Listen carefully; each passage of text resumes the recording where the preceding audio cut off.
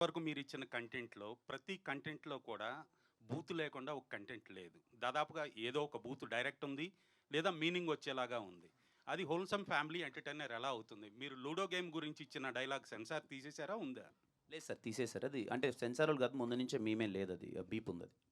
సరే అది పెట్టడంలో మీ ఉద్దేశ్యం ఏంటి? సినిమాకి పబ్లిసిటీ బజ్ కోసం పెట్టారా? లేకపోతే బజ్ కోసం అని ఏం లేదు ఆ! సార్. ఆ క్యారెక్టర్ పవిత్రంగా మాట్లాడితే వర్కౌట్ అవ్వదు సార్.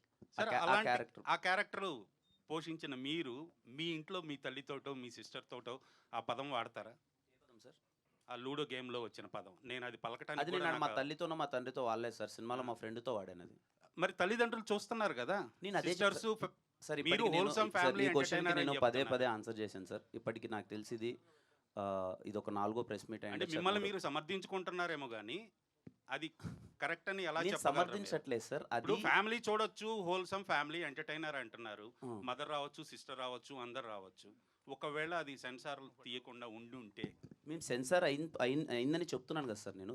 మరి మార్కెట్‌లోకి వదిలేసారు గదా దాన్ని. అంటే ఇప్పుడు మీరేం చెప్పదలుచుకుంటున్నారు సార్? అహా! పబ్లిసిటీ కోసం వదిలారా? లేదు సార్, అలాంటి పబ్లిసిటీ కోసం ఏం తీసేస్తారని. వదలలేదు. క్యారెక్టర్ ఇలా ఉంటదని మేము మరి చెప్పడానికే ఎథిక్స్ వదిలాం. లేవా?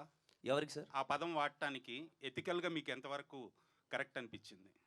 నాకు ఆ క్యారెక్టరేషన్ అది డిజైన్ చేసినప్పుడు, ఇప్పుడు డైరెక్టర్ ఒకటి రాసినప్పుడు నాకు కరెక్ట్‌గానే అనిపించింది సార్. ఆ క్యారెక్టర్ అలా బిహేవ్ మరెందుకు చేస్తే. తీసేసారు సెన్సార్‌లో? ఇప్పుడు మీరే తీసేసామని జెప్తున్నారు. నో ఆన్సర్ సార్ నాకు. ఇంకా మీరేదో మాట్లాడాలనుకుంటున్నారు. ఇంకా మీ ఇష్టం. ఏదో దాన్ని నేను మాట్లాడారు దాన్ని గదా నేను సార్. దాన్ని నేను ఐ డోంట్ వాంట్ టు దీన్ని ఎక్స్‌టెండ్ చేయాలని నేను అనుకోవట్లేదు. మీకు తప్పుగా అనిపిస్తే please don't be seated. No problem. నేను ఒకటి చెప్తానండి. అంటే నేను